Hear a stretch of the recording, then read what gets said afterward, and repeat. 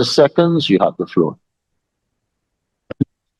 Thank you very much, Mr. Speaker, colleagues. Good evening, all. The people over the last few days who did little or nothing are the loudest in this house. And I'm happy they stood to identify themselves. Nothing they did for people across this country. The loudest, but they did little or nothing for the people of Guyana. If you listen to the contributions over the last few days by those on the opposition side, you would believe that they did so much and enough to be able to be in the space of government. It is indeed their lackluster performance, their lack of vision, their lack of creativity that have them in the opposition benches today. And they've made my job so easier, very easy, by standing to identify themselves. Mr. Speaker, ACNO-AFC had a fix for every single thing. They created every single plan in this country, but failed to implement the plan that they created. Every project of the People's Progressive Party Civic, everything that was brought on stream, they claim it was theirs. So many plans that never saw the light of day. Sudden love for people. Suddenly, people have new meaning to me. I had loved them all along, never had the chance to perform. Wake up, suddenly. You've proven the point. You have a great voice for singing. Thank you very much, Mr. Speaker. I'm glad that you admire my singing voice. But wake up suddenly. People are suddenly in love with people just because they're out of power. Again, it is a demonstration and a way of fooling people yet again. They did this before and they will continue to do it because it is just who they are.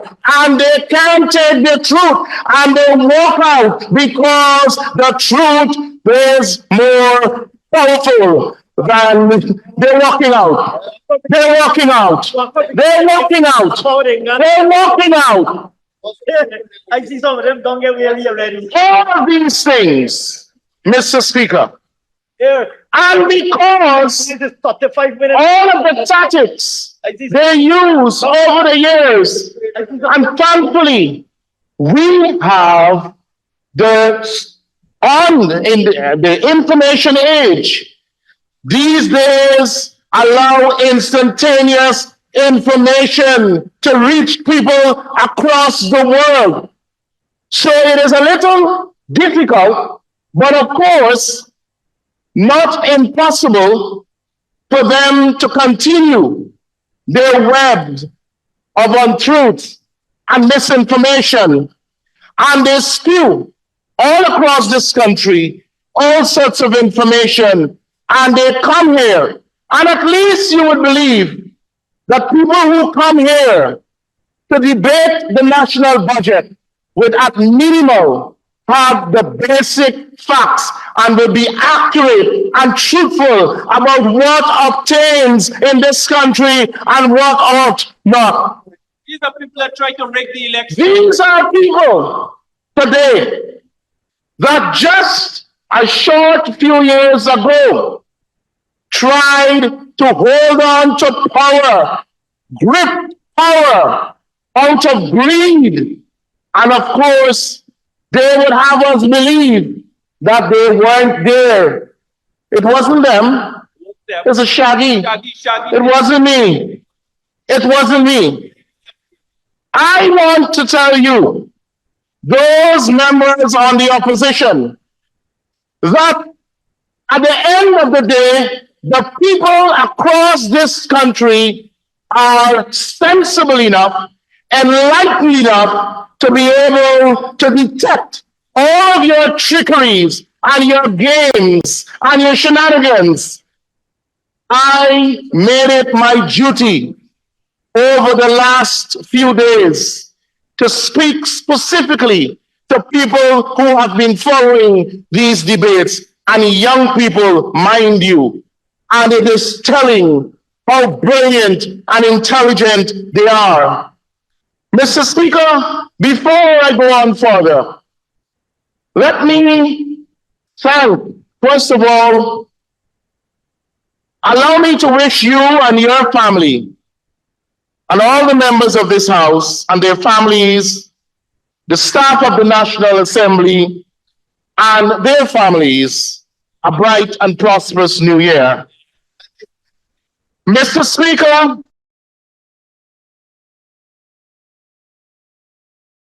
positive note, as my colleague, the senior minister in the office of the president with responsibility for finance and public service, Dr. Ashni Singh and his awesome team have lifted us onto Pakaraima's peaks and Roraima's plains of hope for the future of our country and its peoples. Thank you, Kwame.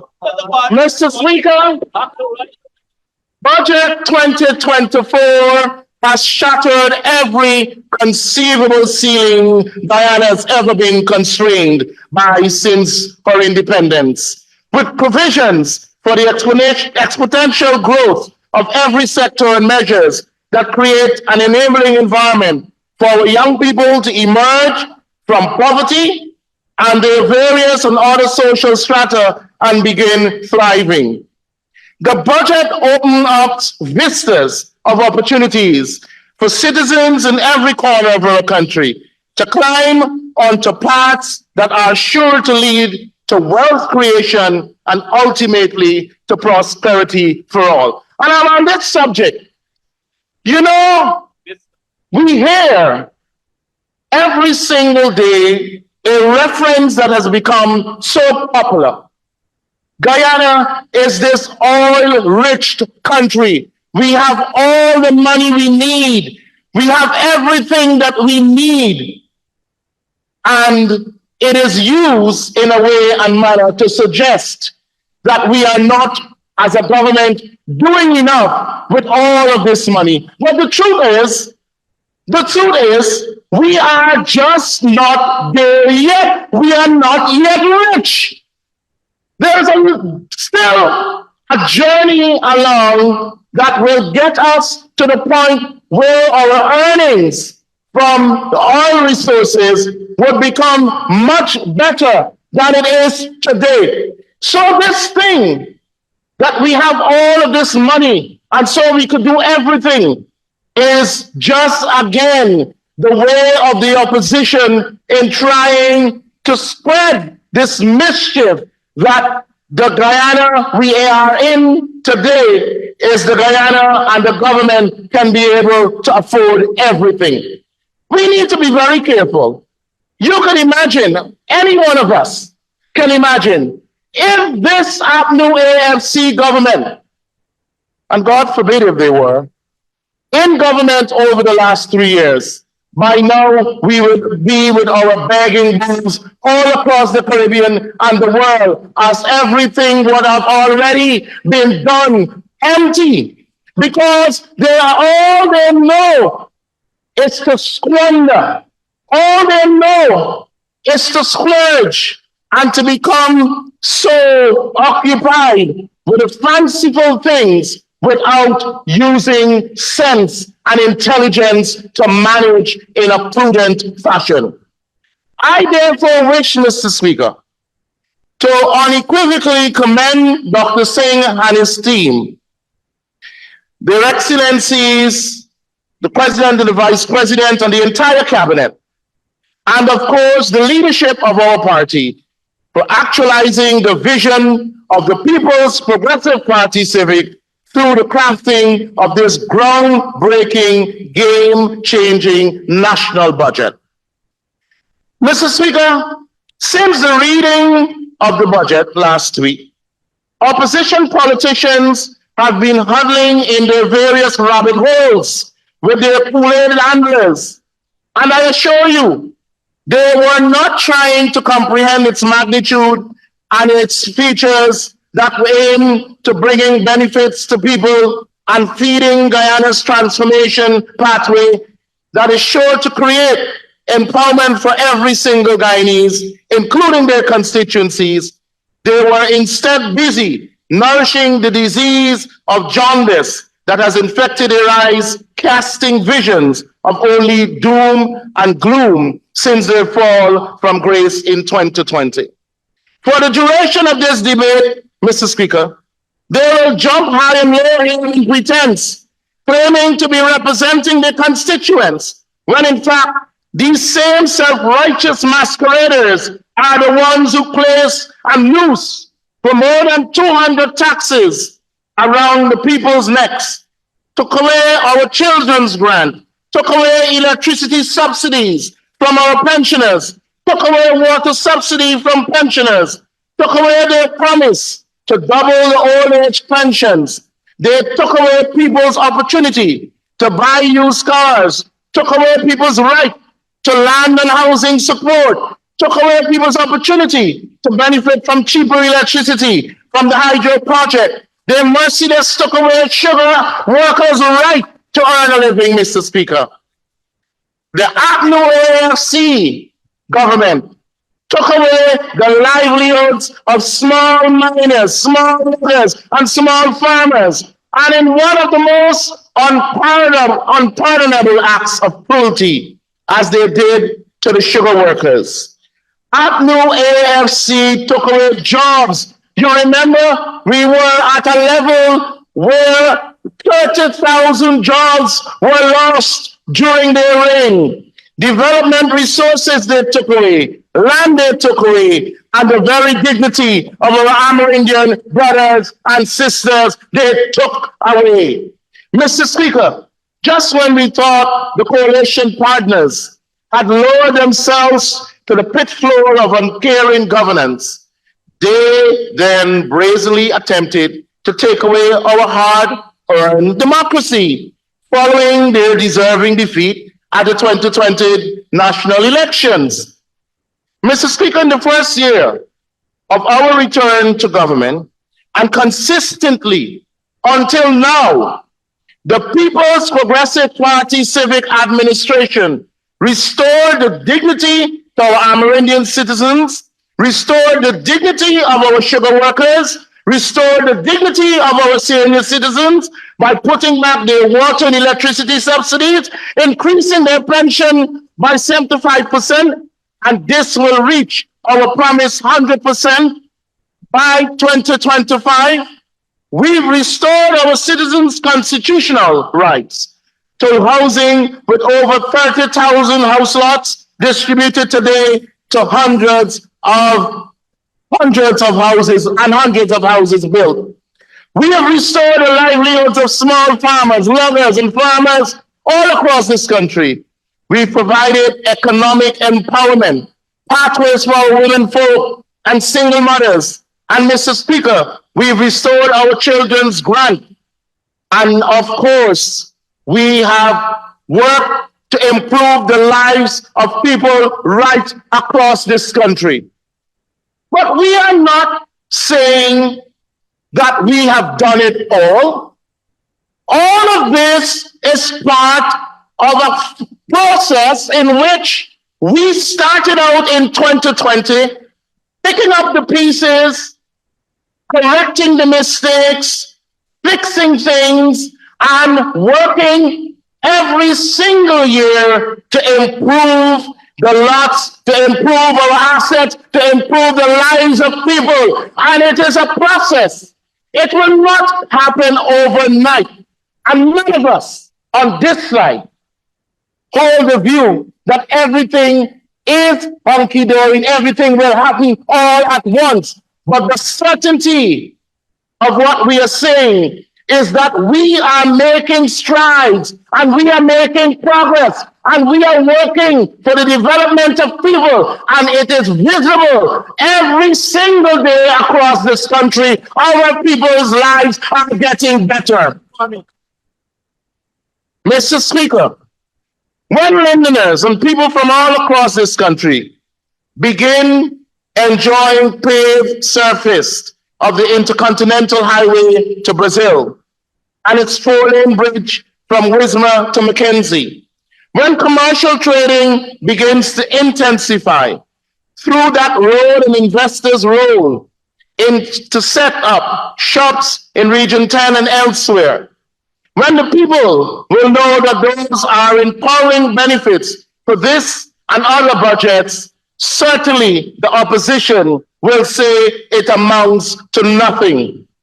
Mr. Speaker, when residents of Region 2 and 3 and citizens from all across our country begin feeling the benefits of the new four-lane fixed bridge across the Demerara River and the gas to energy power project with a 50% reduction in electricity costs, eventually, you better believe it, they will know it's because of this and other budgets fulfilling the manifesto promises of the People's Progressive Party civic government. We will all enjoy first-class healthcare services, better quality education facilities, standards and opportunities, including debt write-offs and free university access on campus and online better community pathways, roads and intra-regional highways, farm-to-market roads and value-added infrastructure support, better recreational and sporting facilities, and, Mr. Speaker, better security domestically and across our sovereign territorial boundaries. Mr. Speaker, the people can already see the experience of this transformation. And, Mr. Speaker, with your permission, I have a few young people across there who have given permission to use their testimony and would like to testify of the work of this government, the progress we're making as a society, and their faith and belief in our governance model, our structure, our budgets formulation, and I thank them for being here because I didn't just want to use names without having the faces right before us. And Mr. Speaker, young Dr. 𝐁𝐔𝐃𝐆𝐄, a 30-year-old mixed-race Guyanese, seated over there in a sharp blue suit, was coerced into supporting the coalition government in 2015. But when he began criticizing the cruel anti-working class policies, they quickly sidelined him. This is his written testimony. I quote, I have unshakable confidence in President Ali and the PPPC astute leadership, driving remarkable development for our country. As a young Guyanese, blessed to benefit directly from the People's Progressive Party's civic expansive vision in business, health, education, and social development, I can personally attest to the power of placing opportunity and equity at the heart of our collective ascent and the advancing national development. This government's defining ethos of inclusive participatory governance has provided invaluable platforms for youth to directly apply our expanding expertise in service to fellow Guyanese. The government's participatory policy-making processes actively solicit and elevate insights from youth, women, indigenous groups, and all people seeking a voice in national development. I have experienced this firsthand through good faith advocacy engagements with ministers who demonstrate that grassroots engagement is crucial to inclusive progress. And you know what they will say if they were here, but perhaps even later when they listen to what I had to say, that young 𝐁𝐔𝐃𝐆𝐄 was paid money to come here. So disparaging, I bet you. That's how. No one out of their own volition and free will can give a testimony so glowing about the People's Progressive Party civic government. That's how they are. Disrespectful. I also, Mr. Speaker, want to share the story of Mr. Courtney Benn Jr., another black young man fully empowered under the People's Progressive Party civic government, and who's actively contributing to national transformation. This is his testimony. I have had a unique privilege of assessing both of the parties that have governed Guyana over the past 30 years, and even before the People's Progressive Party civic returned to power in 2020. It had become crystal clear for most rational Guyanese that this is the party with a vastly superior approach to the socio-economic transformation of Guyana. This contention goes way beyond the hollow argument that about the government having access to oil revenues, because even while we were sure of the coming oil money after 2015, the necessary transformative vision was non-existent. Guyana has in fact now been placed on a rapid path to its transformation, which in a broader sense is the pre-2015 development strategy of the People's Progressive Party civic on steroids. From my perspective, the macroeconomic vision of the government to underpin the transformation with unprecedented expansion of the traditional sector and the private sector, the build-out of targeted critical infrastructure and world-class education and healthcare is a masterstroke of immeasurable proportions that, to my mind, will eradicate poverty in short order while creating opportunities every step of the way for Guyanese of every race, class, and creed to empower themselves for intergenerational wealth creation. Mr. Speaker, in the interest of time, the other two persons share similar views and have similar testimony, which I will not go through at this time because I'm very fearful that the time will go on me too quickly. So I will save their testimony, but definitely you can rest assured that their testimonies are similar to the two that I read at this podium. Thousands of Guyanese, every part of this country, Mr. Speaker, believe that we are making progress. And you know what is so funny or comical of the opposition is that they will come here and argue nothing is being done. Nothing that is being done has an impact on anyone. To me, that is the most nonsensical type of argument to come from anyone.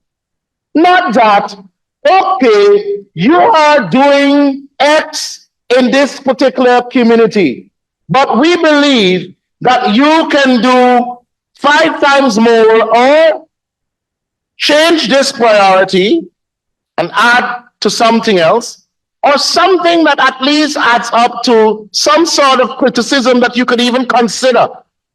Nothing. It is sheer emptiness. And that is what is worrying. I spoke to a student yesterday. You know what the student said?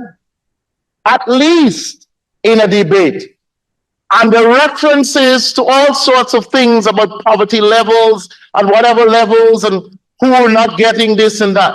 You would imagine that an opposition would at least cite some study, some survey, something as the basis for those arguments. Oh, majority of the people in poverty, nothing is working. I mean, what sort of people operate in this way and fashion? What sort of people? And I don't necessarily want to give a particular name to the opposition. And, you know, but, you know, anyway. Mr. Speaker, well, Beyond Parliament. Potter brains. I don't think that's on. Potter brains. That's on Parliament. You know, yeah. In fact, that's like Potter brains. Now, you know, the truth is, Mr. Speaker, we have in this country one of the best examples of a government in the Caribbean. We are admired for the type of leadership model that we use to develop our country. We're admired around the world. Never before I have felt so proud being a Guyanese. The proudest moment, wherever you go, right across the world, people who are following the happenings in Guyana are so complimentary about what is taking place. And I don't expect the opposition to come here and not criticize us. So don't get me wrong, but at least be constructive. At least say things that are sensible. Say things that make sense, that people can follow, believe at least, and can act on. Mr. Speaker,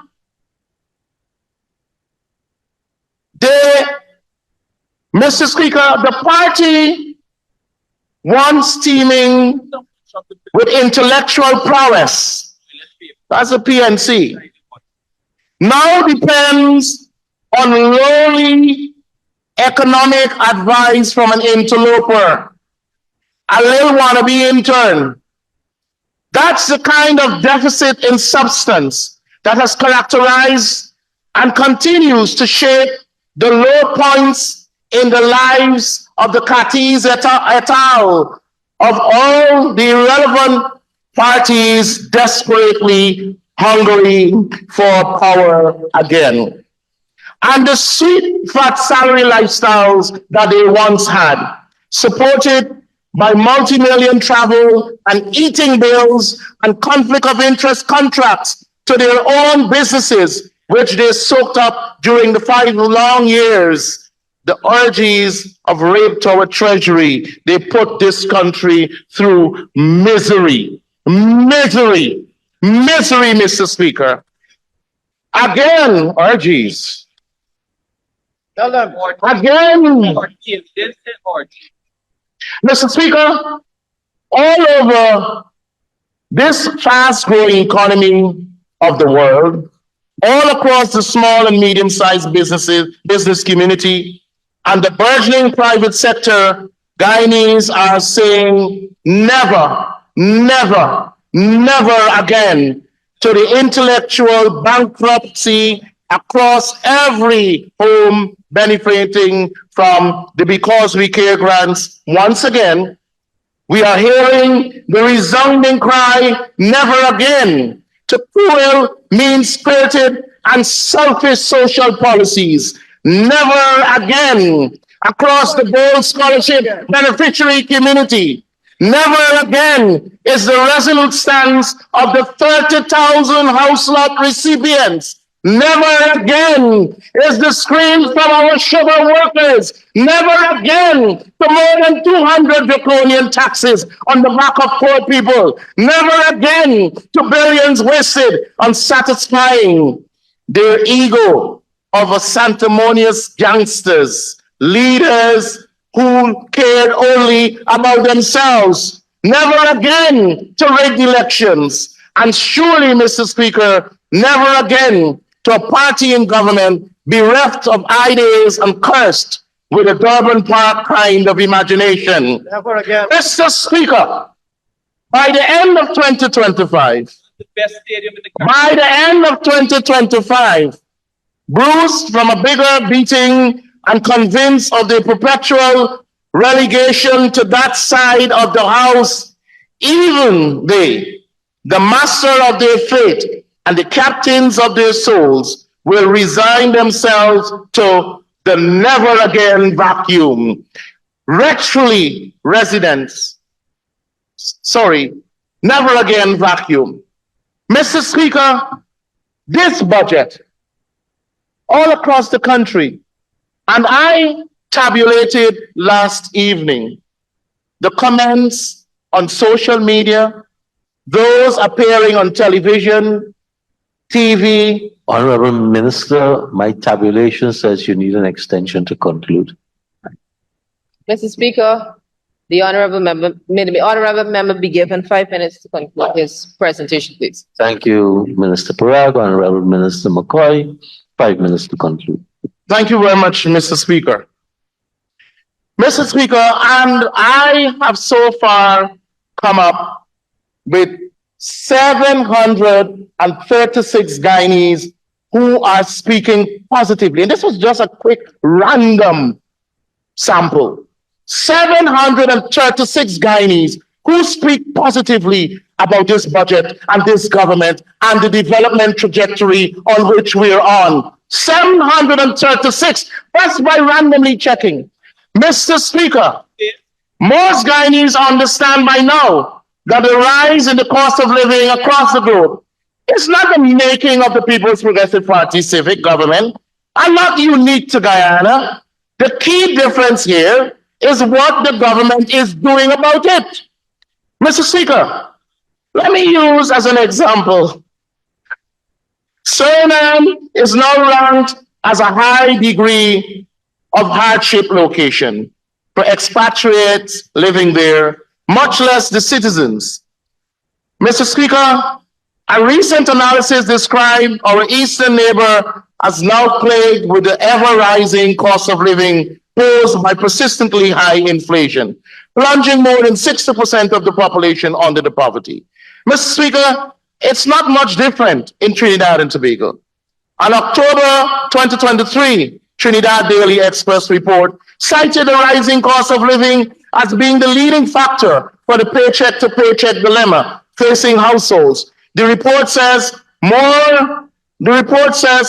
some months families sacrifice groceries to meet other basic needs, prompting economists to assert that the middle class is gradually disappearing from the once oil-rich nation, while one leading psychologist there believes that the situation is directly impacting mental health. I take no pleasure in highlighting the perils being faced by our other CARICOM territories, and I mean no offense to their governments and our brothers and sisters there. Suffice it to say, Mr. Speaker, the politicians here in Guyana must acknowledge these common cross-border realities plaguing the world with honest and realistic narratives to their support base.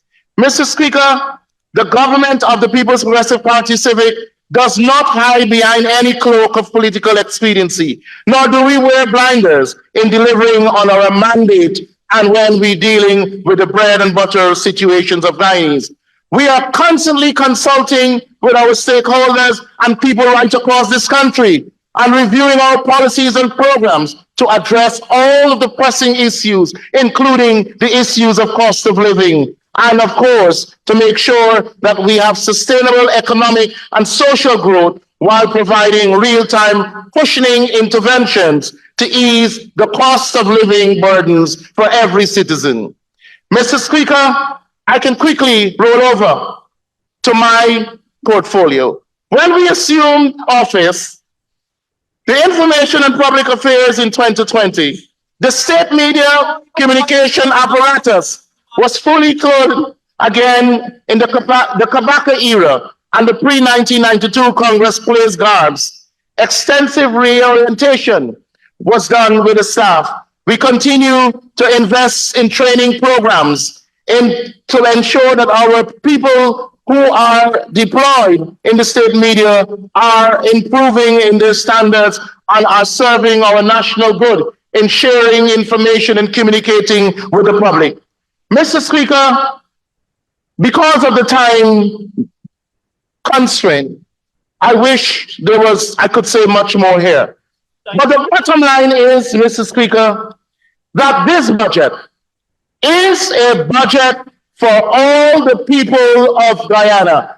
If you go through this budget, every part of our country has something to their benefit, something to enhance their lives, something workable for their families, something for the pensioners, something for the youth, something for everyone.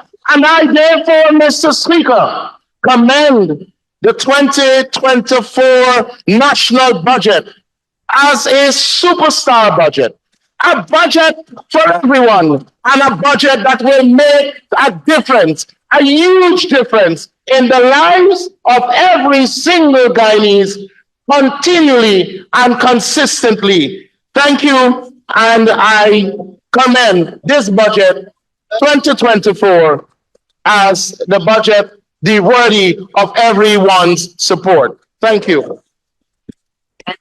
Thank you very much, Honorable Minister.